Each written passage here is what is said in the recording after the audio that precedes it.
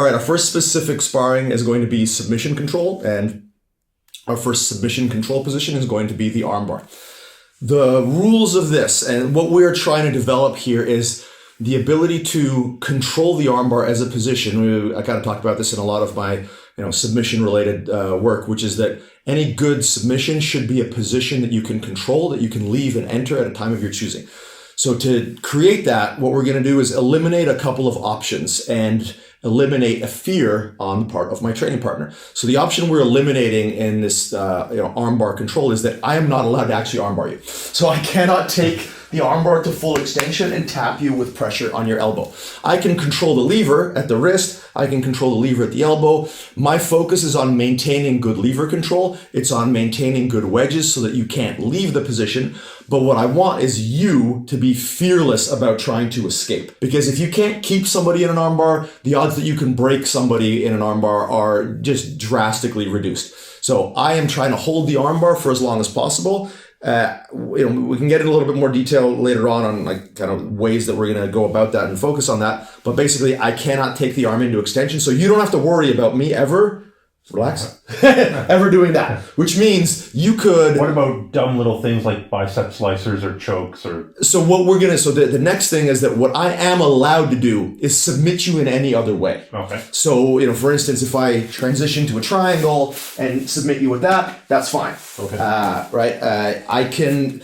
Depending on how specific you want to be and how many, we can add the wrist lock. I tend to say don't do that. But it does make people keep their wrists fairly solid. So if you need to create a game around not allowing, you can do that. It's totally fine. But we just don't want people afraid of being finished on the armbar. If you were to, let's say, turn away into a hitchhiker and I switch to an omoplata, I can absolutely finish you with the omoplata. So it's not that I can't submit you. Armbar is fine, triangle is fine.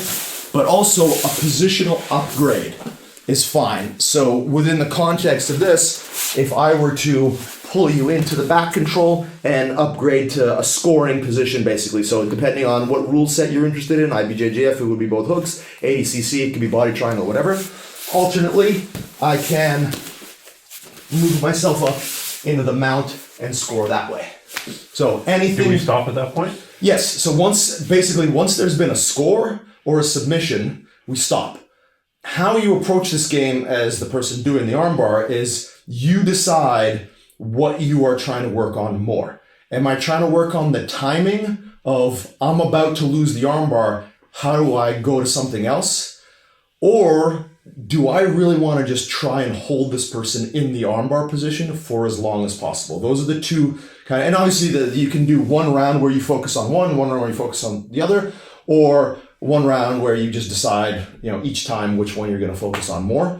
But the limitation that we're putting on you, which is you can't just yank on someone's elbow and armbar them, is designed to create the understanding primarily of levers and wedges that allow you to control the shoulder the best that you can. And when you control the shoulder, as opposed to, which is again, people tend to associate arm bars with, really focusing on this. It's the control created by the wedge that you can impart with your shin, with your hamstring, knee pit, all that kind of stuff, your hip, this kind of thing. Like I can hold somebody in an armbar position, especially in the gi, very well here because of the amount of wedging force that I have, the amount of friction that's created. And I'm not ever actually trying to armbar someone versus trying super hard to pull on someone's arm, assuming that I can't take it into extension, but I don't have good wedges, and you move suddenly and you pull your elbow free, right? So it's not the act of pulling on your wrist and taking it into extension that's giving me control in this position. It's the ability to understand where the wedges go. How do I control your rotation? When should I transition to a different submission? Where should I transition into a different position?